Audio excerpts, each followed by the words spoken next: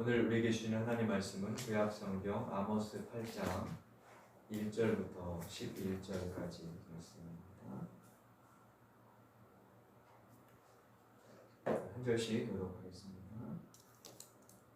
주 여호와께서 내게 이와 같이 보이셨느니라. 보라, 여름 과일 한 광주리니라. 그가 말씀하시되 아모스야, 내가 무엇을 보느냐? 내가 이르되 여름 과일 한 광주리니. 여호와께서 내게 이르시되 내 백성 이스라엘의 끝이 이르렀은즉 내가 다시는 그를 용서하지 아니하리니. 그날에 궁정의 노래가 애곡으로 변할 것이며 곳곳에 시체가 많아서 사람이 잠잠히 그 시체들을 내어버리리라. 주 여호와의 말씀이니라.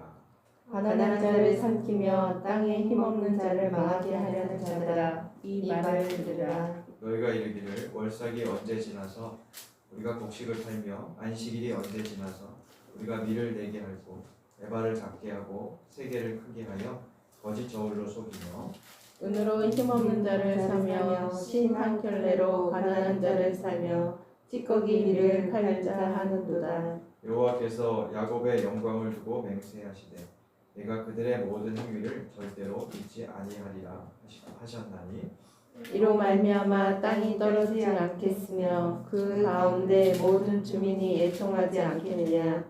온 땅이 강에 넘친 같이 솟아오르며 애국 강같이 뛰놀다가 낮아지리라.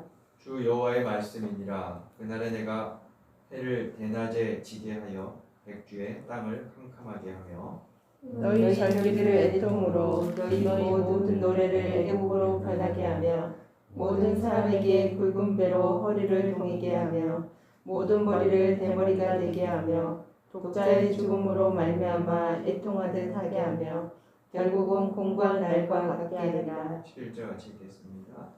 주 여호와의 말씀이니라. 보라, 날이 이를지라. 내가 기근을 땅에 내리리니 양식이 없어 주림이 아니며 물이 없어 가람이 아니요 여호와의 말씀을 듣지 못한 비방이라. 아멘.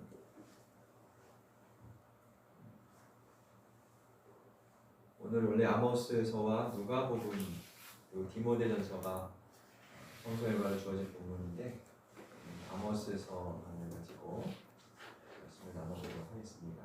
아모스서는 작년 7월 그리고 11월에 함께 말씀을 나눈 적이 있어요. 기억을 못 하시겠기에 저도 제가 한 말을 잘 모르는 기억을 하니까 다시 한번 아모스서를 통해서 주시는 말씀을 나눠보도록 하겠습니다. 아모스는 주전 750년경에 활동했던 예언자였습니다. 원래는 남유다 출신의 사람이었는데 북쪽 이스라엘이라는 곳에 가서 예언을 했죠. 이스라엘 역사에는 아모스 외에도 많은 예언자들이 있었습니다. 성경의 최초로 예언자로 불린 사람은 창세기 20장 7절에 아브라함으로 언급되어 있어요. 하나님께서 아브라함을 그라랑 아비멜렉에게 소개하면서 아브라함은 선지자다라고 말씀을 합니다. 우리가 쓰는 성경에는 선지자라고 되어 있고 세번역 성경에는 예언자로 이렇게 풀어져 있어요. 모세도 예언자였습니다. 신명기 18장 15절에 보면 하나님께서 앞으로 이스라엘을 위해서 모세와 같은 선지자를 일으키실 것이다 라는 구절이 나옵니다. 여기서도 선지자라는 말은 세번역의 예언자로 번역되어 있습니다. 이 말씀을 토대로 후대의 이스라엘 사람들은 모세와 같은 선지자, 곧 메시아가 오실 것을 고대했죠. 또한 사사기 말기의 지도자였던 사무엘도 예언자였고 왕국 시대로 접어든 뒤에도 왕 곁에는 여러 예언자들이 있었습니다. 대표적으로 다윗 왕실에는 나단이라는 예언자가 있었고요. 아합 왕조에 맞섰던 예언자 엘리야, 엘리사, 미가야 등이 있었죠. 그런데 그들의 이름으로 된 구약의 책은 없습니다. 전혀 없는 건 아니죠. 사무엘의 이름으로 된 사무엘서가 있긴 합니다만 사무엘서는 예언자의 선포의 기록이라기보다 역사 기록이라고 할 수 있죠. 그리고 역대하 9장 29절에도 보면 이런 표현이 나와요. 솔로몬의 행적이 선지자 나단의 글에 기록돼 있다. 네, 표현이 나와요. 그걸 보면 선지자 나단도 기록물을 남겼다는 것이죠. 물론 지금 그 기록물은 전해지지 않는데 아마도 왕들의 치적을 기록한 것이었을 거라고 추정할 수 있어요. 가장 대표적인 예언자라고 할 수 있는 엘리야나 그의 제자 엘리사도 책을 남기지 않았죠. 열왕기서에 그들의 활동이 단편적으로 나오고 있습니다. 근데 이들과 달리 자신의 이름으로 된 책을 남긴 예언자들이 있어요. 그게 우리가 구약 성경을 분류할 때 소위 예언서로 분류하는 책의 목록들이죠. 이사야부터 말라기까지 모두 16명입니다. 성서학자들은 그들을 일컬어 문서 예언자라고 부릅니다. 아모스는 그 문서 예언자 가운데 가장 먼저 부르심을 받은 사람이었습니다. 책의 순서로는 이사야, 예레미야, 에스겔, 호세야, 요엘 그 다음이지만 아모스가 문서 예언자의 최초였다고 그렇게 알려져 있습니다. 이들 예언자들의 공통된 임무는 하나님과의 언약 관계, 그러니까 하나님을 섬기는 하나님의 백성으로서 살아가야 할 그 이스라엘 사람들이 그 길을 떠나 잘못된 길을 갈 때 회개를 촉구하고 하나님과의 언약 관계로 돌아오라고 선포하는 것이었어요. 그 촉구의 형태가 예언자들에 따라 조금씩 다르게 나타나죠. 호세와 같은 경우는 음란한 아내 고멜과의 결혼 관계를 통해 이스라엘의 지금의 모습을 비유적으로 보여주고 회개할 것을 말합니다. 에스겔 같은 경우는 여러 가지 상징적인 행동들을 하기도 했고요. 아모스는 그러한 회개의 촉구를 무엇보다 사회적인 불의에 주목해서 선포합니다. 그래서 아모스를 일컬어 정의의 예언자 그렇게 부르죠. 아모스는 언제 부름을 받았을까요? 1장 1절을 보면 그는 남왕국 유다 드고아에서 가축을 돌보고 무화과 나무를 기르던 농부였습니다. 하나님이 어느 날 그를 부르셔서 북쪽 이스라엘로 가라고 하십니다. 그 시대는 남쪽은 우시야, 북쪽은 여로보암 2세가 다스리던 때였습니다. 근데 각각 그 시대에는 북과 남으로 서로가 영토를 최대한 넓히고 있었던 시기였어요. 주변에 강국이 없어서 다윗과 솔로몬 시대에 맞먹는 부와 권력, 영토를 확장하고 누리던 시대였습니다. 나라는 강성했고 경제는 호황이었습니다. 고고학 발굴 결과에 따르면 이 시대에 이스라엘의 도시들이 확장된 흔적을 볼 수 있다고 해요. 도시에 이주민들이 늘어나서 거주지가 충분치 않으니까 기존의 성벽을 헐고 넓혔던 거죠. 그리고 도시를 지키는 요새들이 건설된 흔적도 볼 수 있다고 합니다. 요새가 세워졌다는 것은 무슨 뜻일까요? 감시하고 지켜야 할 것이 많아졌다는 그런 뜻입니다. 쌓아놓은 게 많고 적의 침략에 대비해 지켜야 할 것이 많다 이런 뜻입니다. 그만큼 좋은 시기였습니다. 근데 이렇게 좋은 시기에 하나님은 왜 아모스를 예언자로 불러 보내서 이스라엘에게 쓴소리를 하게 하셨을까요? 하나님은 이스라엘을 애굽에서 건져내서 가나안에 정착하게 하셨습니다. 그리고 거기에서 하나님이 친히 다스리는 나라를 세우려 하셨습니다. 하나님의 꿈이 담긴 그 나라는 모든 백성이 함께 잘 사는 나라였어요. 그래서 가나안에 정착할 때 각 지파와 가문별로 땅을 고루 나눠 주셨고 그 땅에 경작권을 보장하셨습니다. 이스라엘에서 땅의 소유자는 하나님뿐이십니다. 사람들은 그 땅을 점유하고 경작할 권리만을 가지고 있었어요. 그래서 신년이 되면 땅을 원래 주인에게 돌려주는 제도가 있었죠. 경제 활동이 계속되다 보면 잘 사는 사람과 못 사는 사람이 생기면서 이 점유권과 경작권이 오가게 됩니다. 그래서 그에 대비해서 가난한 사람들의 생존을 보장하는 여러 사회적인 안전장치들을 율법에 담아주셨던 거죠. 그런데 이스라엘의 왕들은 그 책임을 맡은 이스라엘 왕들은 하나님의 뜻대로 나라를 다스리지 않고 자의로 다스리며 자신들의 나라를 세우려고 했어요. 그러므로 율법의 정신이 실현되기는 매우 어려웠겠죠. 무엇보다 사회적인 불평등이 갈수록 심화되었습니다.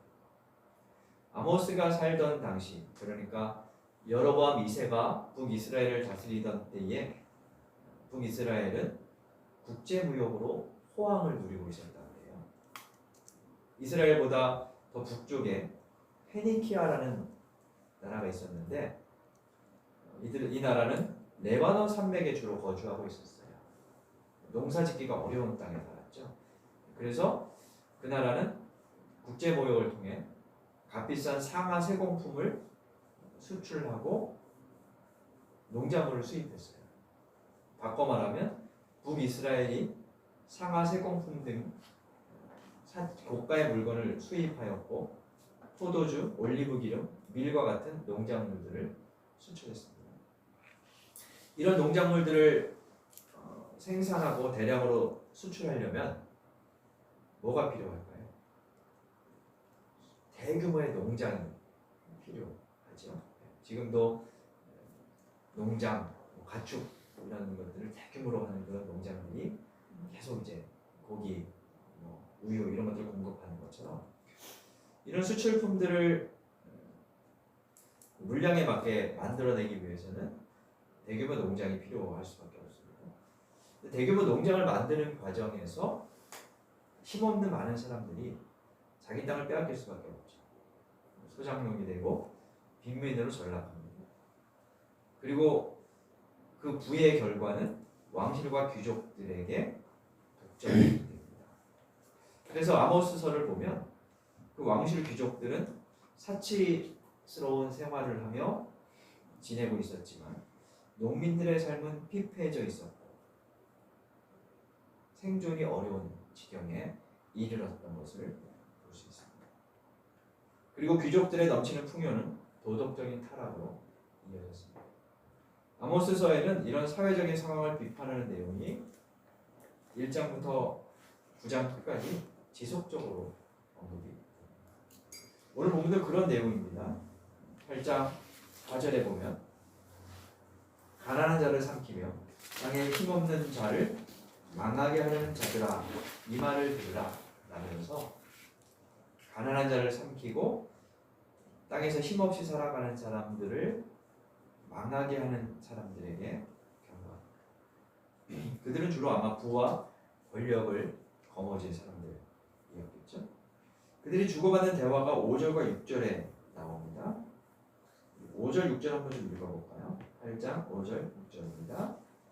너희가 이르기를 월삭이 언제 지나서 우리가 곡식을 팔며 안식일이 언제 지나서 우리가 밀을 내게 하고 에바를 작게 하고 세계를 크게 하여 거짓 저울로 속이며 은으로 힘없는 자를 사며 신 한 켤레로 가난한 자를 사며 찌꺼기 밀을 팔자 하는도다. 부유한 자들이 주고받는 대화입니다. 뭐라고 말해요? 월삭과 안식일이 언제 지나서 상거래를 계속할 수 있을까? 이렇게 말하는 겁니다. 월삭은 매월 초하루 제삿날이고 안식일은 아시는 대로 7일마다 돌아오는 절기죠. 그때는 상거래가 금지되어 있었습니다. 북이스라엘은 그 절기들을 주일을 지키듯이 주기적으로 지키며 율법에 따라 상거래도 멈추었습니다. 그것만 보면 이 사람들은 율법 조항들을 매우 엄격하게 준수하고 있었던 사람들임을 알 수 있습니다. 아모스가 비판한 것은 그들이 율법을 해이하게 하거나 하나님 신앙이 무의미해진 채 무질서했던 상황을 비판하는 것이 아닙니다. 그들은 제사를 지냈고 절기를 준수했고 안식일의 노동금지 같은 것들을 철저하게 지키고 있었어요. 그러면서 그 월삭 안식일이 어서 지나가기를 고대하고 있었습니다. 그날들이 빨리 지나가야 곡물을 팔고 부를 축적할 수 있었기 때문에. 그러니까 안식일을 지키는 그들의 속마음은 곡물 측량단위인 에바와 세겔을 속여서 저울을 조작해서 부당한 이득을 취하고 은 몇 푼으로 힘없는 자들을 노예처럼 부리고 굶주린 자들에게 먹을 수 없어 버려지는 밀찌꺼기를 팔아 이윤을 얻으려는 그런 것이었습니다. 그렇게 살면서도 그들은 율법을 지키고 제사만 잘 드리면 하나님이 자기들을 지켜주시고 구원하실 것이라 철석같이 믿고 있었어요. 현재의 호황, 경제적인 호황과 부가 그것을 증명한다고 생각을 했습니다. 그런데 아모스는 그러한 기대를 일거에 깨뜨리고 하나님의 가차없는 심판을 선포합니다. 1절부터 3절까지는 그것이 환상의 형태로 나옵니다.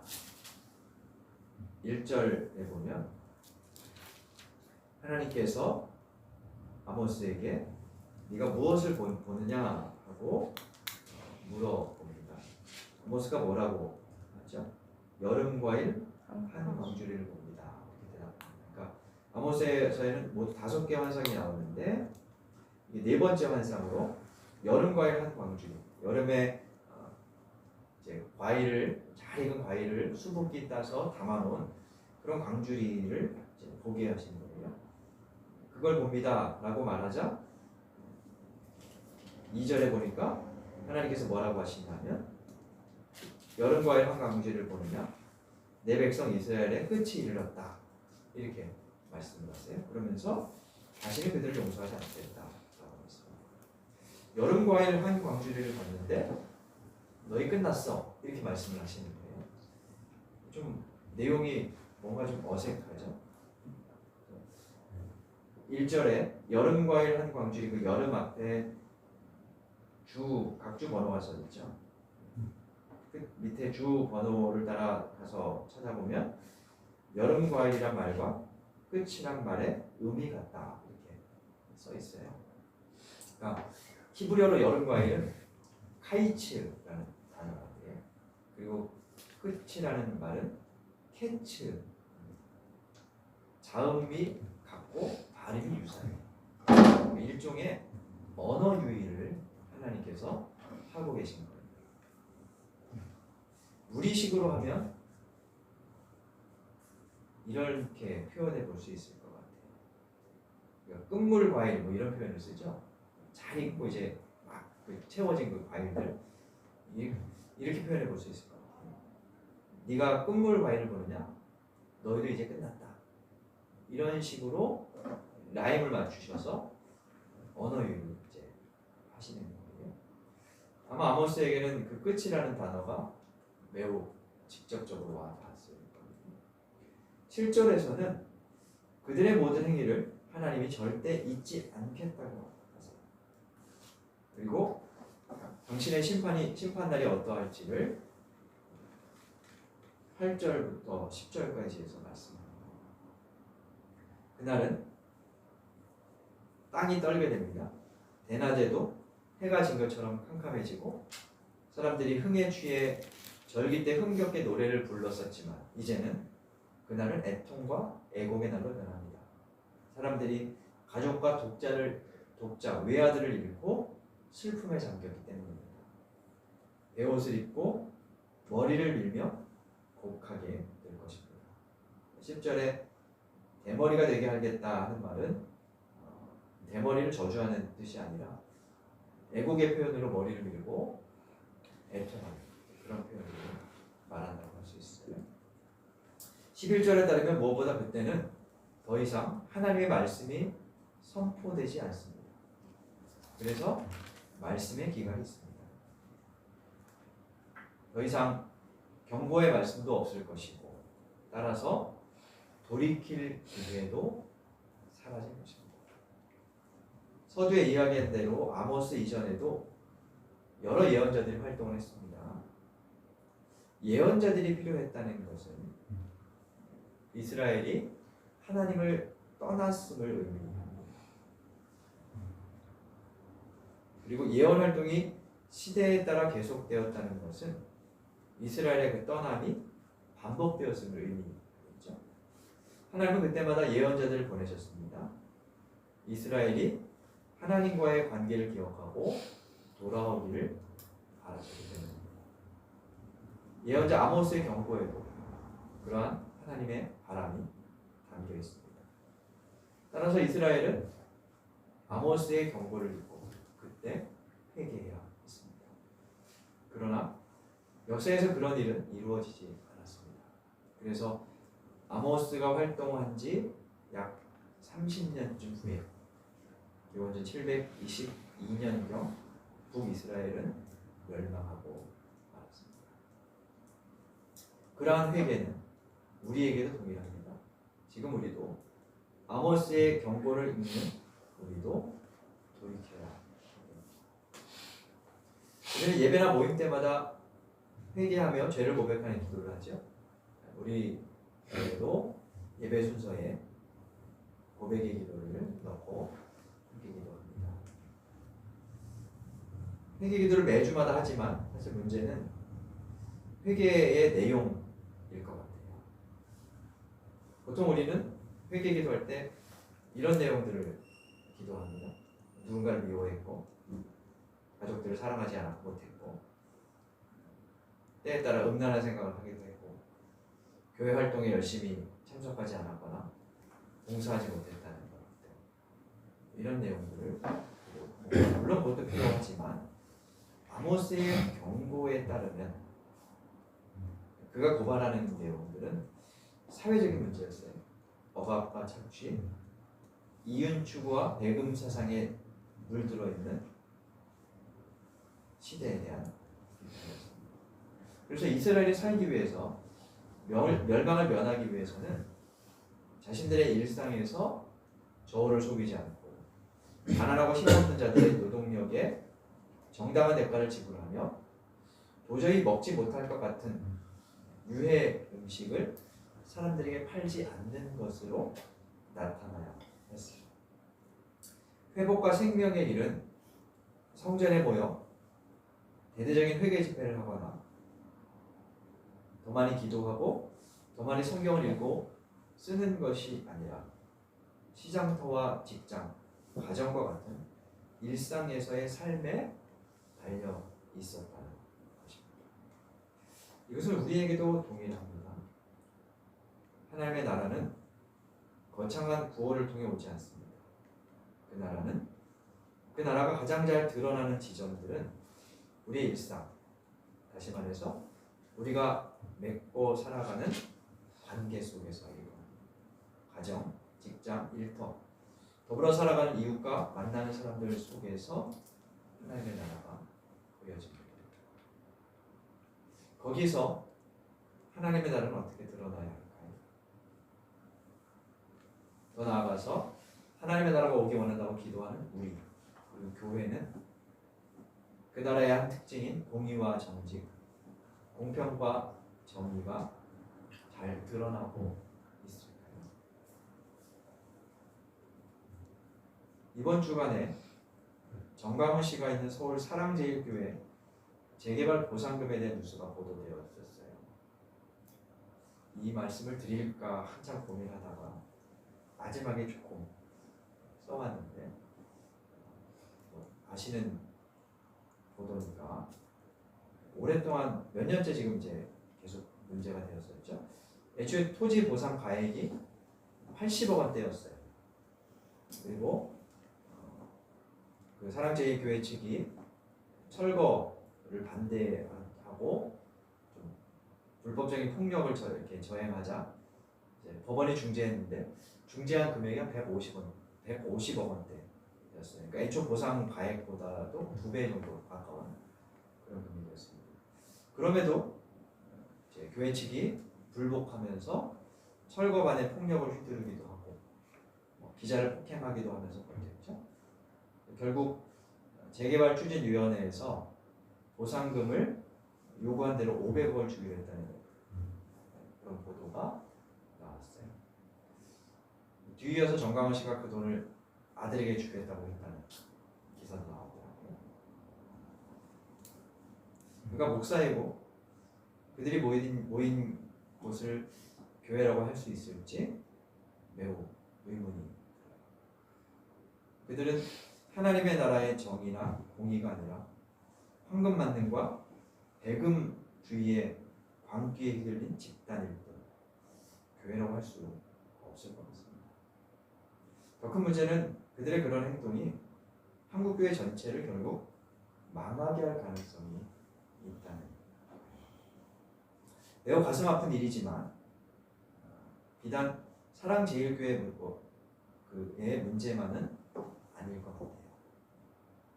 우리도 교회가 재개발 대상이 돼서 토지 보상금을 많이 받으면 그걸 하나님의 축복이라고 여기고 그런 경우들이 많이 있었기 때문에 금액의 차이가 있을 뿐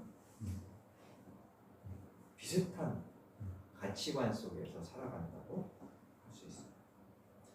오늘 제가 신약의 누가복음 말씀을 읽지 않았습니다만 오늘 누가복음 16장 성서일과 본문에 따르면 하나님과 재물을 겸하여 섬길 수 없다라고 경고하시는 문구가 구절이 포함되어 있습니다. 그런데 우리는 버젓이 그 둘을 함께 섬길 수 있다는 듯 살아가고 있습니다. 그것을 아모스는 매우 가슴 아프게 우리에게 경고하고 있는 거죠. 그래서 오늘 이 아모스의 경고를 들은 우리만이라도 우리 스스로를 돌아보고 교회와 우리의 나아갈 길을 새롭게 가늠해 보면 좋겠습니다. 백석대학교 교수로 있다 은퇴한 유호준 교수는 한국교회의 큰 문제 중에 하나를 사회적 비전 제시의 부재, 이런 언급을 해요. 그러니까 교회 안에서의 비전에 관한 문제를 많이 이야기하는데 이 사회가 함께 가야 할 방향의 제시는 교회가 하지 못하고 있다. 그 말은 교회가 교회로서의 기능을 못하고 있다는 뜻이기도 하죠. 우리 같은 작은 교회가 뭘 할 수 있을지 그런 생각도 들지만 작은 시내들이 모여서 큰 강물이 되는 것처럼 작은 움직임을 통해 아모스가 외친 공의가 마르지 않는 강같이 흐르는 그런 나라, 그러한 교회, 우리의 삶이 될 수 있도록 힘쓸 수 있기를 바랍니다. 무엇보다 우리 스스로 돈이 필요한 사회와 시대이지만 거기에 매몰되지 않고 하나님의 뜻이 무엇인지 분별하며 이 시대를 살아갈 수 있기를 바랍니다.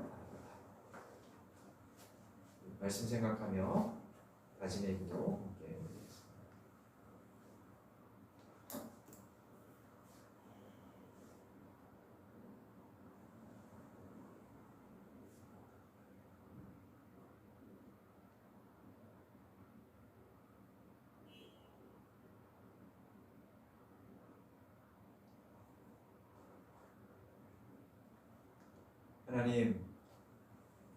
하나님은 사랑과 자비의 하나님이실 뿐만 아니라 공의와 정의의 하나님이심을 오늘 아모스의 경고를 통해 듣습니다.